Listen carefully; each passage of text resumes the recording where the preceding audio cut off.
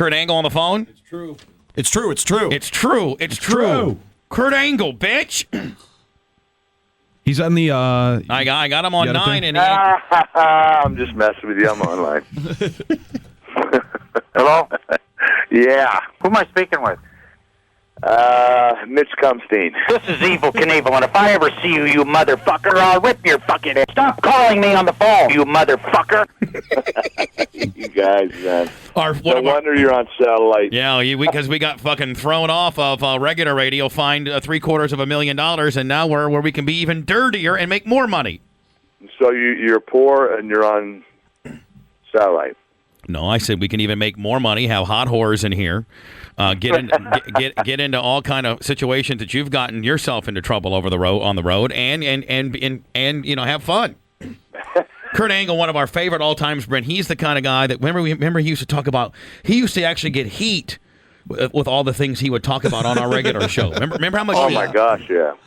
Now, Angle, we got to open up the interview with first the obvious. What happened? What happened? You were making. Today, I actually tripped on. Oh, not today. You were Vince's guy. You were making. Screw him. No, you were making all this money. You were. One of the highest paid, one of the most popular, one of the hardest working. Yep. Made it to the top faster than anybody, and then shoot style. What happened? A lot of things happened, Bub.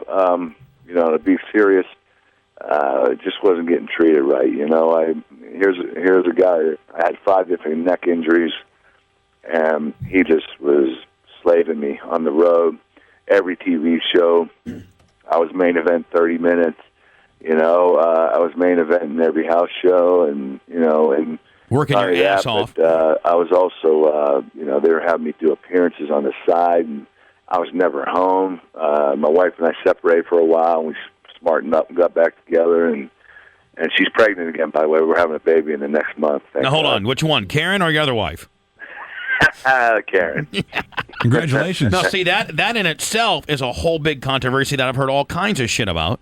So now you know what? Most of it's untrue. The only thing is we got separated once, and we got back together, and you know what? To be honest with you, I think Vince would have been happy if I would have gotten divorced, because then he could have used me 365 days a year. Now, I'm going to be honest with you. There's a scuttlebutt, because man, we're the biggest shooters out there, and we just say it like it is. That's what you love about us. There was an ongoing scuttlebutt for years that Vince had the hots for Karen and was trying to hook up with her. You know what? No, he used to tell her that she was hotter than any diva he's ever had. Well, I used to tell you that too. Every time he saw her, he said the same thing. You know what? I'm gonna be honest with you. Vince and I, we had a great relationship, man. We were cool, and everything was good. It's just, somewhere along the line, we kind of lost communication with each other. I had my pill problem, and I wanted to go to rehab, and he wouldn't let me, and he wanted me to rehab by myself on the road. I was like, gosh, dang, man. And I asked my doctor, and he's like, no one's ever done that. And, 3 days later, I had to wrestle John Cena, and Vince was like, you've got to make this kid look good, because we need him at WrestleMania. We're looking for him to be the champion, and if he doesn't look good tonight, then we're screwed. And, me going through a draw, I was ready to drop my face, and I went 37 minutes with him, and I made him look like a damn king. And then, it was just like, now can I rest? No, you got to go down to Baltimore because John Heidenreich's blood pressure's high, and we need someone to substitute him. I'm like, damn, man, what the hell's going on here? You got to be effing kidding me.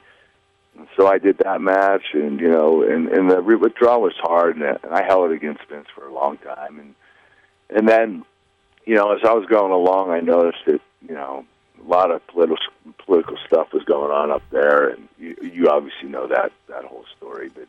And we'll get into that. Now, obviously, is Triple H, Kurt, the cancer? Every person that he's not the cancer. He's a great wrestler. He's a great entertainer. But he hogs the show. He writes the show. He's part of the writing team. Come on, give me a break. a wrestler in that position should not be writing the show. Yeah. He should just play his part and do his part. I mean, I've never known of any person, whether it be Stone Cold or The Rock or Hogan. I've never known anybody, or anybody that's been over like $1 million, any of the big icons in the industry that ever were part of the writing team. Well, the thing is, like, he would let guys, like he put Benoit over at WrestleMania and let him make him tap. Now, Chris is by far one of the greatest wrestlers ever, but Chris also, that one charismatic side of him, you never see. So, Chris is limited to just going out and wrestling, and that's what he does best, So Triple H didn't think of him as a threat. John Cena, very charismatic, can't wrestle that well. He lets John Cena make him tap at WrestleMania.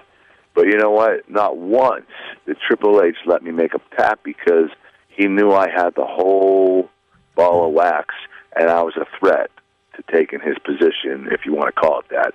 So, he's been very smart about putting certain guys over, because he knew that those guys aren't going to take his spot. But certain guys he wouldn't, because he knew that those guys could take his spot. I mean, he was very smart, very selective about what he did with everybody.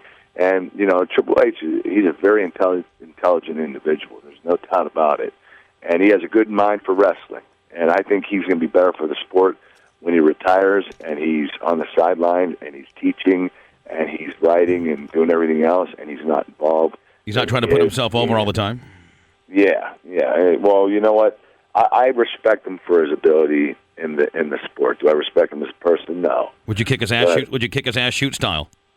Well, that's what happened. Like, at one point when I started out, he kept telling Vince he's too small in the meetings. He kept saying Angle's too small. And finally, Jerry Briscoe stood up and said, Triple H, what do you think would happen if you got in the ring with him in a shoot fight? And Triple H put his head down. Vince goes, okay, we're going to make Angle the champion. Now, Angle, there's all kinds of, we actually talked about it before when we had the show. There's all kinds of urban legends. Even Big Show. Even Big Show, when we had Big Show on, said, you can get in there, shoot style, and kick anybody's ass. Lesnar thought he was tough. You went in there and took him down 6 times in a row. I mean, did they ever try to, always pack you up against somebody to kick their ass? No, the only one I had a problem with was Big Show, because he's so damn big. But he'd always ask me to teach him wrestling moves. I said, "After you're not learning. I'm never going to let you learn, because you'll kick my ass." Now, if he ever got on top, like if in a referee position and you were down and he was up on top of you, could he crush you, or could you get out of it? No, I'd get out in a second. How? I would take him down, but I couldn't take him down with strength. I'd fake somewhere, and he would react and fall to his knees, and then I'd spin behind him, because the guy his side. But Brock, I saw Brock literally manhandle him, and I was like, damn. I said, this kid is a real deal. He manhandled Big Show? Wrestle me. I said, Big Show, leave. Big Show was on the other side of Brock. I said, get out of the ring. And Brock wouldn't face me in the ring. He kept dodging me. So I got in the ring, and I tapped him on the shoulder, and I said, it's time. And he went, oh, shit.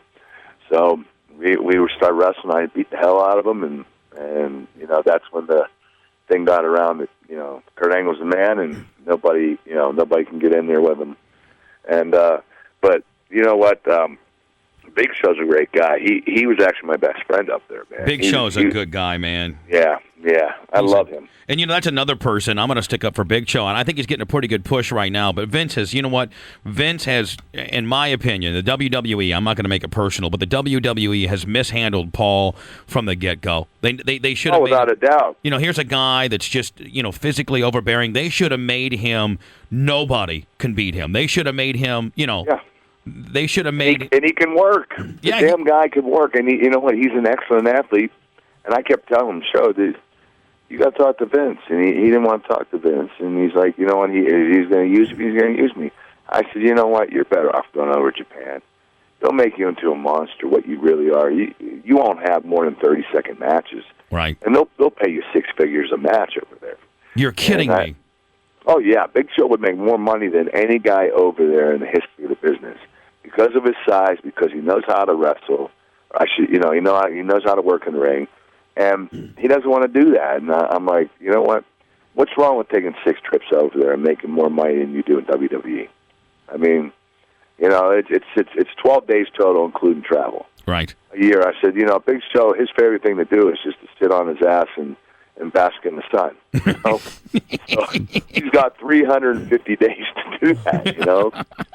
But now, what's up with Lesnar? Is he making a comeback, or is he going to? I mean, yeah. Him and I almost signed a deal to fight in February for K1. Really? Yeah, that would have been kick ass. No, but yeah, they were looking for the buy rate to be to the roof. So shoot I style. talked to UFC. They wanted me to fight for them. They told me it would be the biggest buy rate. They didn't have an opponent. They weren't sure who to fight. But now, how good are you, though, Kurt? How good are you? Obviously, we know how good you are on the ground. I mean, a world, Olympic. Well, I've been working on my jiu-jitsu and my striking, and actually, I'm actually doing really good. Because I that's what I wanted to do. That's one thing I got robbed out of when I got out of the Olympics.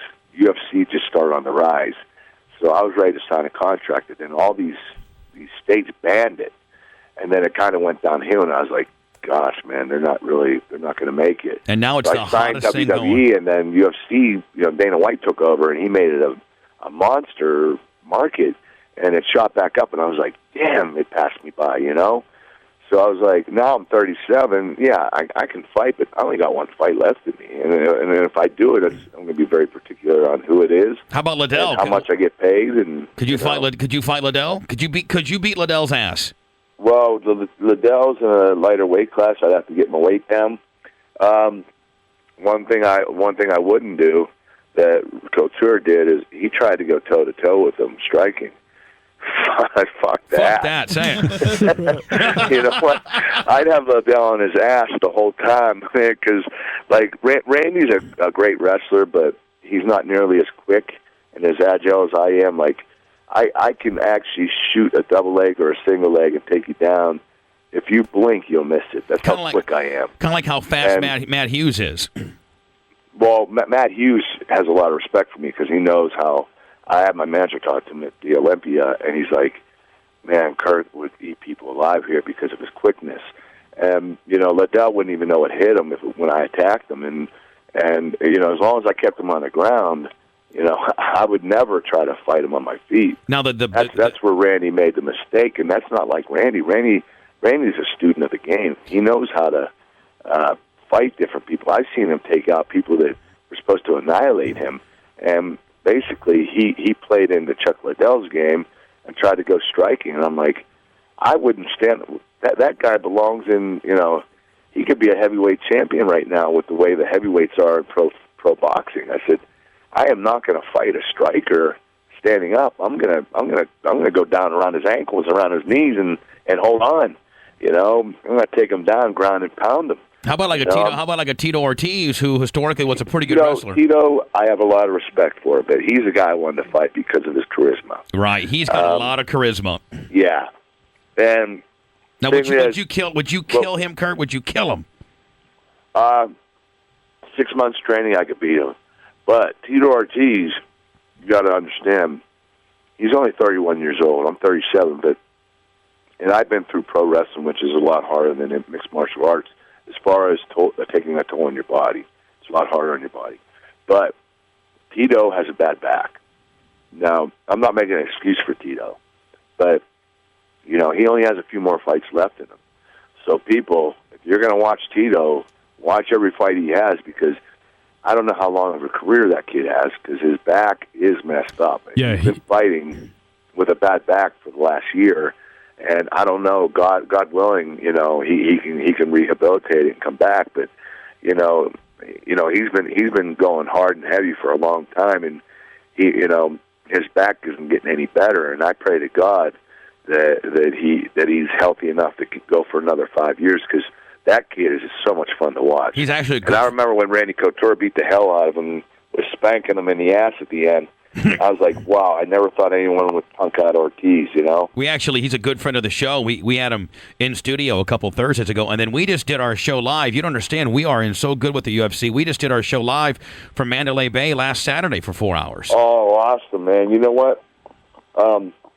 if you ever talk to Tito, man, tell him I said hi and that I love his work and I respect him, and tell him I'd like to fight him. Now listen, do you know how big? Now he's fighting Liddell New Year's Eve. Did you know that? Yeah, December 30th. Well, you know what? He's got a chance as long as he doesn't try to strike with him. Yeah, no, we had Liddell last Saturday, Kurt. We had Liddell and Tito in the same studio. Holy shit. 4 feet apart, and Liddell, I mean, it was uncomfortable being in there. And you know what? Yeah, don't let them fool you, man. They're not gonna start throwing blows in the studio. One, were they working us? Lawsuits. Two, because they are signed to a contract to not touch each other outside the ring, and that contract is we're talking like that's a contract. If you disobey it, they'll drop you like or fine you. They'll fine you for a whole fight. You have to fight without getting paid. But those guys are both monsters. Those guys right now are the two top guys in the business besides Matt Hughes. Matt Hughes is real small. Yeah, I don't know if you've ever seen the size of him. Well, he was in our studio last Saturday. I was shoulder to shoulder, but he's still a stud. Oh yeah, you should have seen him in college and wrestling. He was a damn stud, man. Now, where did you wrestle? I love watching him wrestle. Where did you wrestle collegiately at? You son of a bitch! You should know that. I'm the only wrestler to win Olympic gold medal from a small school. I went to Clarion University. I did not know that. I did not work. I didn't. Yeah. I thought every other wrestler's been from Oklahoma State, Iowa, Arizona Minnesota. State, UNC. Me, I'm from this little tiny town in Pennsylvania, and what I did is I never stopped wrestling year-round. After my season, I go out to the Olympic Training Center. I go up to Bruce Baumgartner's and train him, your college buddy. Indiana State. Yeah. And then I'd go train with Dominic Black down in West Virginia, who was an All-American in college. He actually almost made the Olympic team the last Olympics. Now, now, let me ask you a question, Kurt. Did you own Bumgardner, or did he own you when you guys used to train? He beat me about 60% of the time. The other 40, I beat him, but he was just so. See, you got to understand. I only weighed 200 pounds. Right. Bruce weighed 305, and that son of a bitch, like nobody could take me down. If they got a deep double leg on me, my hips were so strong, and my legs, I just hip in and knock them right on their ass. And I'd end up on top of him. With Bruce, he used to shoot, and he used to overextend himself, and he was like a bear.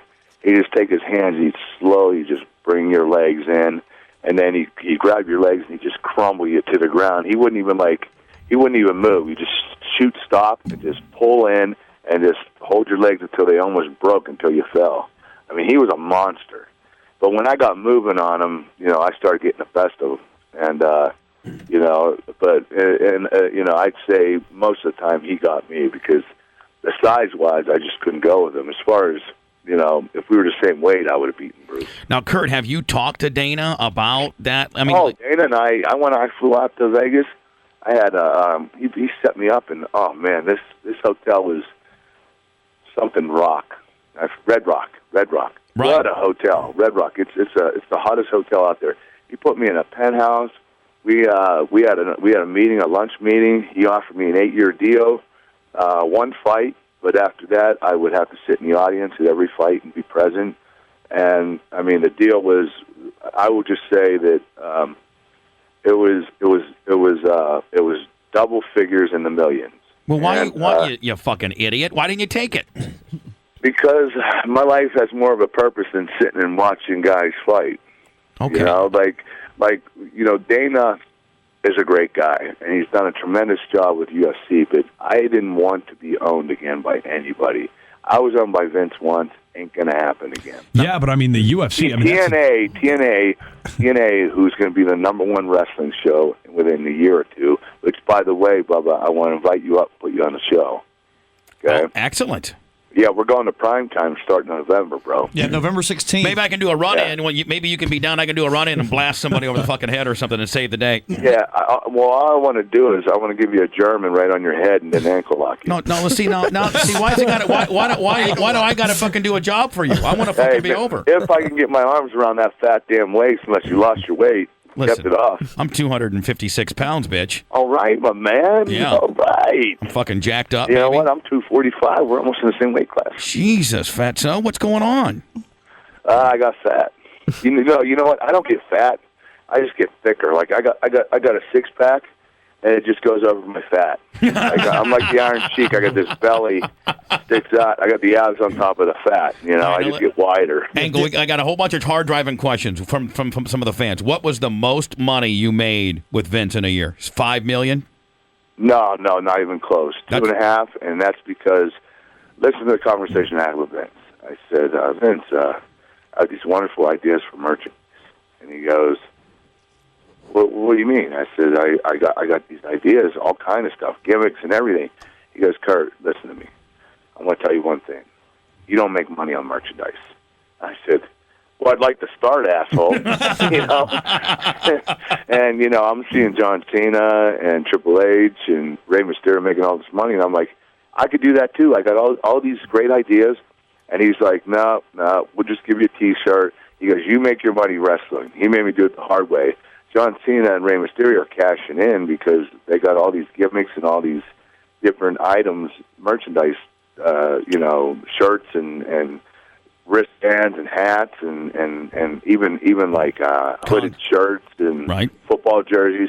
I'm like, what the fuck, man? I mean, they could have done They could have done replica. But the difference was I was signed to 30% of what I get in merchandise. They were only getting 5%. So when it came out to it, those guys weren't making much more than me because they had to sell 6 items to my 1. They should have done replica gold medals. They should have done all that. They did. They did. It sucked. It did. Okay.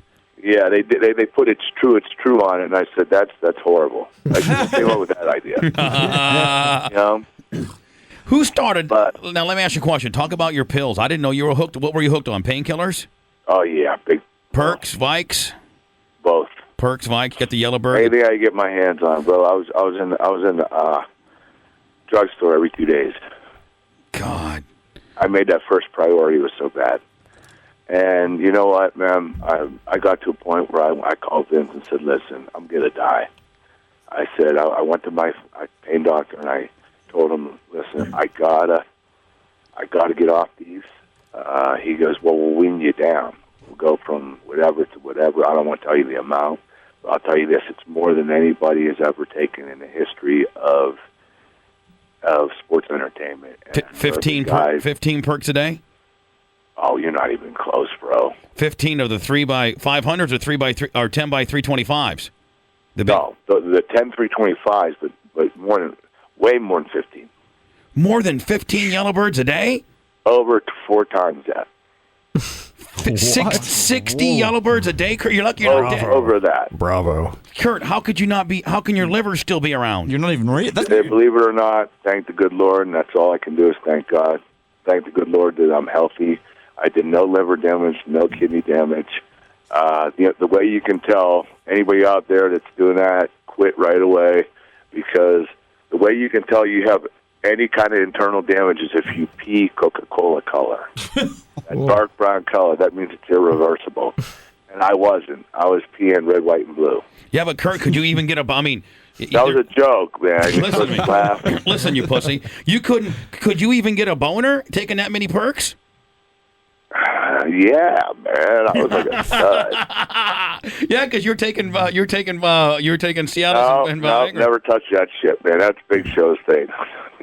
Big Show. I can only imagine what he looks like with a boner. Oh, that son of a gun's going to have a heart attack. It takes too many of those. Jesus, a 36-hour boner on the Big Show. My God. Can you imagine? Have you seen it? That's got to be gruesome. I've never seen his cock. What's the Big Show's cock? Oh, you know what? He was naked next to me once in the locker room. Right. He went to turn around to get his towel, and he swung around, almost hit me in the face, and gave me a black eye. So his cock is as big as his body. Yeah. Yeah. Now let's talk about Karen. Do you finally got your shit together with her? Oh yeah, we're getting along great, man. Karen and I are like a team now. Because you know that I've always been a huge Karen fan. You know that, yeah. She loves you too. She actually wanted to get on air with you, but my daughter's taking a nap and she won't sleep alone. So Karen's in there and she's like, if she falls asleep, I'll come back and talk to Bubba. Yeah, she loves you, man. We got to start having Karen on. I think she has a crush on you, man. Yeah, and wait till you see how the new Schveldt Bubba. She's really going to want to screw me now. I promise you. You used to tell me, man, Bubba, seriously, you can almost screw my old lady. You should see what I'm bringing to the table nowadays, Kurt. I'm telling you. But hey, I wanted to finish my story. I was on that stuff, And this was 3 years ago, and I called Vince and said, listen, I need to go to rehab. And he said, you're not going to rehab. He said, you're going to do it on the road. I called my doctor back. He goes, Kurt, that's impossible. What do you mean do it on the road? I don't even understand. Like Like cold wean turkey, you off, cold yeah. turkey on the road. He had me work full time. Well, I from that day on, I didn't take a pill. I didn't wean down or nothing. I told the doctor, I'm not weaning. I don't want to wean down. I want to stop today, cold turkey. I don't want to take another pill. He goes, Kurt, you could die. I said, well, I'm going to take the chance. So I went. I had 3 days later, I had a pay-per-view with John Cena, and Vince said, listen, you got to make him tonight so that at WrestleMania we can make him look like a champion. He goes, it's up to you. So I went in there and I did it, but when the match, I was going through major withdrawal, and like I was beating the shit out of Cena for real. I was taking all my aggression out on Cena that I had on Vince. Poor Cena. He was looking at me like, why? You know? What are you doing, kid? But then I said, fight back or I'm going to keep hurting you. Started fighting back, and you know what? I got it out of him, because what we couldn't get out of him was the aggressiveness, the viciousness. Right. And he started fighting back, and we made it into a real war. And we went 37 minutes. It was an awesome match. It was a 5-star match. When I got back, I just collapsed on my face. So it probably looked pretty damn believable, because you were in there shooting for real, beating the shit out of him. Oh, I was kicking his ass, man. And then, you know what I had him do is, you know, I wanted to tell a good story that, you know what, this kid can't go with me wrestling, so I was making him look like an idiot. And then finally, we did a spot where he held the ropes, and I charged him, he backdropped me over the ropes, and then I had him street fight me outside, which makes sense. You know, John Cena is supposed to be a thug. Right. I figured, you know what, let him beat my ass outside the ring, then throw me in. Now he can shine a little bit, you know, and it was a great story. And I talked him through the whole thing, and the finish was phenomenal, and it worked out great.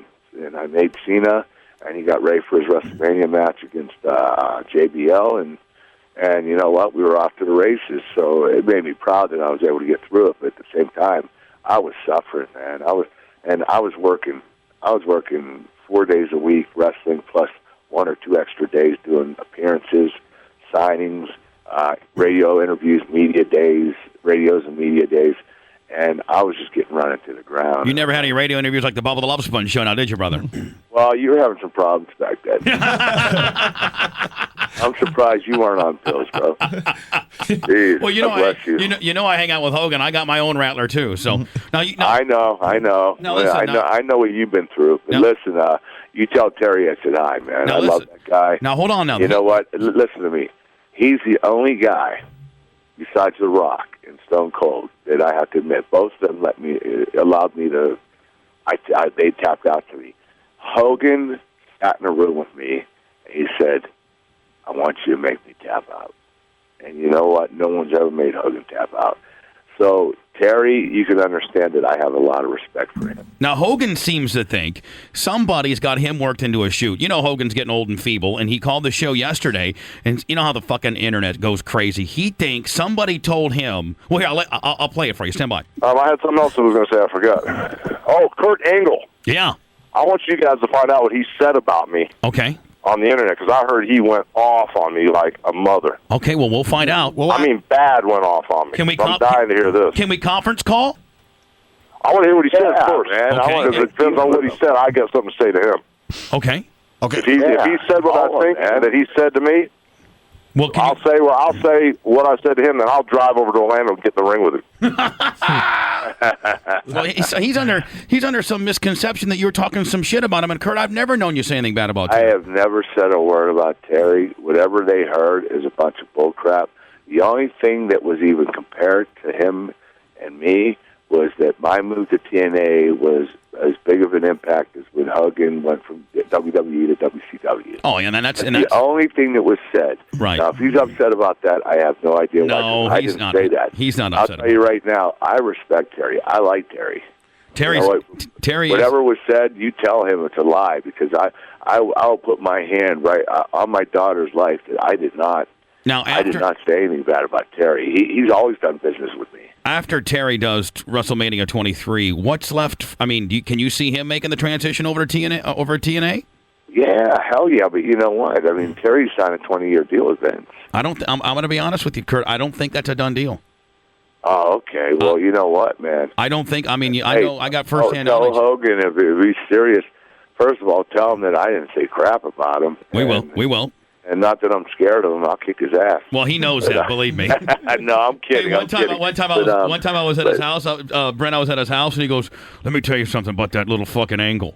I've locked up with that son of a bitch," and I had to say, "Easy, brother. Slow down, kid." You know what? I have a tendency of being overly aggressive and very stiff. He goes, "That motherfucker's full of hammers. That kid needs to slow down."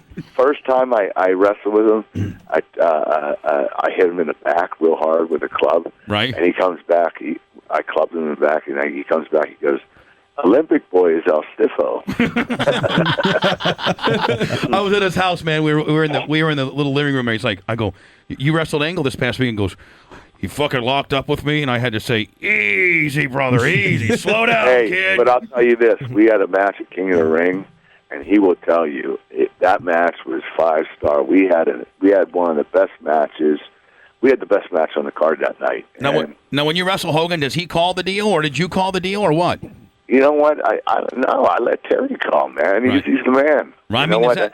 I call all my matches unless I have faith in the guy. And right. Terry, Hulk Hogan is an icon. Let's face it. He drew more money than anybody. Him and Austin. I mean, although I let Austin call the match with me, but 99% of the time I call the match. Yeah, I knew that. But when I wrestle someone like Hogan, he's the man. I let him tell me what to do because he knows how to get this crowd. I know how to do it, but this guy has so much experience. He knows what he's doing out there, and he knows exactly how to get this crowd. And Hogan, you know what the common denominator Hogan always tells everybody, Brent? Every match he's ever wrestled, the first thing he always tells the kid is, "Slow down, slow down." Isn't that right, Kurt? Yeah. Slow down, brother. Well, before he goes out, he goes, "Listen, the people are already here." Yeah, he goes, "We don't got to do much. They're here. They ain't going nowhere." I can get 6 or 7 minutes outside the ring just tearing my fucking shirt off, kid. Slow down. Exactly.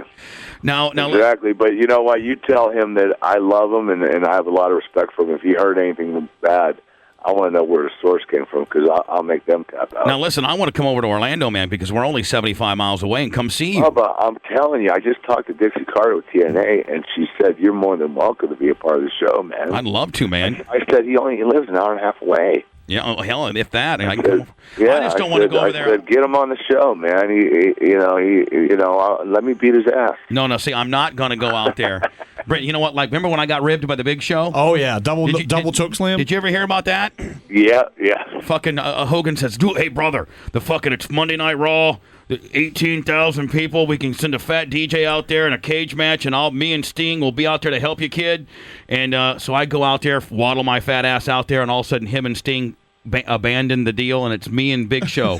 And oh, my God. And Big Show goes, "Oh," and then they fucking did a double choke slam on me and knocked me You know what? Hogan had thought that all up, man. Oh, yeah, of course he did, that son of a bitch. Yeah, you being his best friend, he'd do that to you. Motherfucker. Hey, we got to tell you hi from another good friend of ours that always loves the shit out of you. And I'm glad he's actually getting a pretty good little push now. But Test always tells us to tell you hi. You know what? He's a good guy, and it's about time they did something with him. Back in, I had some say in, what was going on and who I thought would be, who I'd like to work with and who I thought they should start, basically, taking to the top and pushing them. It was Test, and they never did. And then when they let him go, I'm like, what the hell are you doing? And then when he came back, he looks 10 times better. God, he looks good. His wrestling skills are even better. And you know what? They put me in ECW, and I'm like, who the hell am I going to work with? I got RVD, and then I got Sabu, who likes to use chairs. That's a show I worked with 10 million times. But the Test came in. I said, "Oh, thank God, I got somebody I can work with." And we never got to that point. So I hope Vince uses him right this time, or I'd like to see him. I'd like to see him defect over to your deal. I mean, how about Jericho? What's up with him? Is he going to stop being a rock star and come work again, or what? Well, with his performance on that singing show, I'd say you have to come back to You know what? I was surprised that he wasn't on the other rock show. What's it called? Dancing with the Stars? Rockstar. Yeah, Supernova. Rockstar, whatever. Yeah. Supernova. I mean, Chris is so charismatic, and basically when he sings, he's screaming. You know? Yeah. He's now they put him in a limited singing thing where he has to literally sing like normal and give high pitch and low pitch. And Chris isn't that good at just singing a regular slow romantic song. Chris is a wild, crazy rock star kind of guy, and I think he would have done tremendously well in the rock star thing where they're trying to build that band. You know, he might not have won it, but that kid. I like to see Jarrett bring him over too, man. I mean, Chris was always a great worker. And one thing about Chris, he wasn't only a great wrestler, he never got hurt. Never. He never missed a match until he took one vacation. That's it. He never missed a house show or a TV. He is the only guy in the business to ever do that. How about Albert? A-Train's kicking ass over in Japan. I wouldn't leave if I were him. He's getting big money. Have you thought about going over and picking up $3-4 million over in Japan, Kurt? Well, that's been said, but that's been said more on Pride. Pride has offered me $30 million for 5 years. What? Those Pride fighters are no joke. They offered me 3 fights a year, $1 million a fight, plus $1 million in endorsements for each fight. So it's $2 million a fight. That would be $6 million a year for 5 years, $30 million. And what'd you tell them? I told them, hold on. Man, those pride fighting guys are no fucking joke. Man. I tell you though, in closing, I would. You know what? If it were 7 years ago, I would have said yes right away. But you know what? I'm past my prime. That doesn't mean I can't go in there and win. But like Randy Couture, I'll give you an example. He's past his prime, but that son of a bitch can still find a way to win. It's just that with my neck injuries and everything else, and I lost about 30-40% strength in both of my arms because I have problems with circulation in my arms. I actually have to work my triceps every other day to get blood in them because my neck won't allow the nerve and the blood vessels won't run down my arm into my... Well, you don't have a neck, Kurt. You never had a neck. Yeah, I know. Well, that's unfortunate because now I really don't have a neck. It's 22 inches now. TNA Impact is on Thursday nights at 11 p.m. with Kurt Angle. This Sunday on pay-per-view. Now, are you in the pay-per-view? Yeah, I'm the ringside enforcer of the main event. And then TNA Impact moves to 9 o'clock on November 16th. Listen, hey, Bob. If you want to go to our opening of our primetime, I guarantee we're gonna probably do about 2.5 to 3 times our rating. I'd love to get you there. I'd love to be there. I'm just not going to go in there where you fucking kick my ass. Oh, dude. All we have to do, we'll either put you in some kind of angle somewhere, or hell, all you have to do is sit ringside. Now, I've worked a little bit before. You know that, don't you? Well, yeah, I know that, but you know what? The thing is, you're a household name, bro. Yeah, you're a celebrity. We put you in the crowd. You stand up. We tell them, hey, there's Bubba Love Sponge, the low life. Low life. And who wants to screw my wife? This is Bubba Love Sponge. Yeah, that wants to talk about my wife giving me Dutch ovens with this big. Remember, we used to have her on the air and said like Kurt had to get a step stool to screw me doggy style. Yeah, because she's so damn tall, and I'm too damn short. But listen, Kurt, can we start having you on like once a week just to shoot the shit? Because we love you guys. Believe it or not, I just talked to my manager, and I wanted to talk to you about having not a segment on your show, but I want to be on your show every week. I do. We can have a specific time, whether it be on Tuesdays or whether it be before the TNA, whatever. You just tell us what works out. I'd like to have you on. Bob, I want to do that with you, man. Not just because I like you, but I think it'll help TNA. And obviously, I enjoy being on your show. At least I can be me and not be like, yes, ma'am, yes, sir. No, you can say can cuss. You can say bullshit. You can say I was with Karen last night and she gave me some head. And I can say blow me, Bubba. You can say blow me, Bubba, and you can say, man, Karen's got the hottest box in the world, and Jesus, you can And say she does. You know what? And she likes anal sex, too. She likes anal? Oh, that's so steamy. Oh, that's steamy. Does she like lick the balls? Oh, you know what? Unfortunately, after about 2 years, I've given her hemorrhoids, so it's a little harder now. not with. Now, maybe Big Show gave her hemorrhoids, but not with your equipment, Kurt. You know what? I'm not going to say this. If you're listening, Big Show's never hit on my wife, but he thinks that she's just as beautiful as his wife. Who's that? Big Show. Big Show thinks that. I'll tell you one thing I would never. Big Show I'm scared of, but I'm almost more scared of his wife because she'll kick your ass too. You know what? I know. Bess is that's one girl you don't want to mess with. You know what? She's a good person, man, and she runs a tight ship with Paul, does she not? Well, if it weren't for her, Big Show wouldn't be where he is, man. Well, and he'd probably be dead. She's on his ass. I know. Kurt, man, listen. If you ever wrote a book about Big Show, you wouldn't believe the shit he went through. I met Big Show. Listen to this. I met Big Show 2 nights before Halloween Havoc in Detroit, before he first got into the business with Hogan. We're at this nightclub, and this fucking animal walks in, and he tells, my name's whatever the hell his name was, Paul. And I'm like, it was 2 nights before Halloween Havoc, before he broke in with Hogan. Isn't Hogan one of the guys who found him in Tulsa or something like that? Oh, he's completely responsible that Big Show got him, that Big Show became champion first night. Hogan built a monster with Big Show, and that shows, everybody thinks Terry's unselfish. Terry saw money in this guy, and he was gonna let Big Show carry the company for a while, and Hulk did the right thing, man. I mean, Terry knows how to draw money. Put it this way: if he was running a promotion, I'd work for him. Yeah. I'd like to see you go to, no disrespect to TNA, I want you to do well there, but I'll tell you one thing, Kurt, you talk about a moneymaker, if he could fight UFC, Brent, oh my God. Well, we're still in the works of that. We just got to talk about a non-exclusive contract. Now, see, TNA would probably, they could almost cross-promote, could they not? Yeah, because you're all on Spike TV. Well, TNA's all for it. They want it to happen, but UFC wants exclusive. They don't.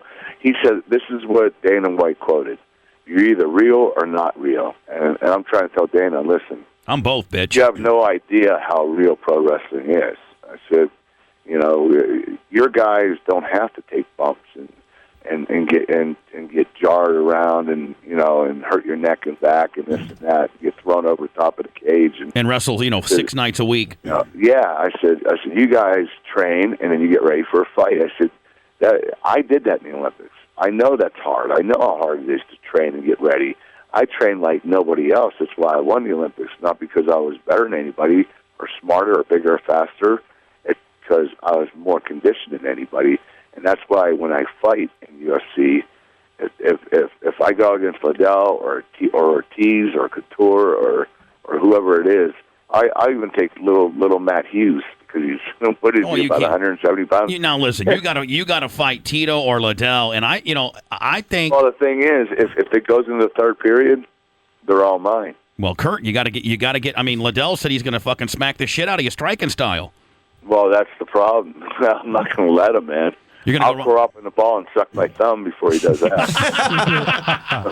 No, let me ask you a question. In closing, Kurt, I got to get going, but in closing... Well, when did you get proper? What's this in closing bullshit? Well, listen to me, motherfucker. Give me your prediction. If you fought Tito Ortiz, what would happen? Give me your prediction. Referee decision. Well, it would go 3.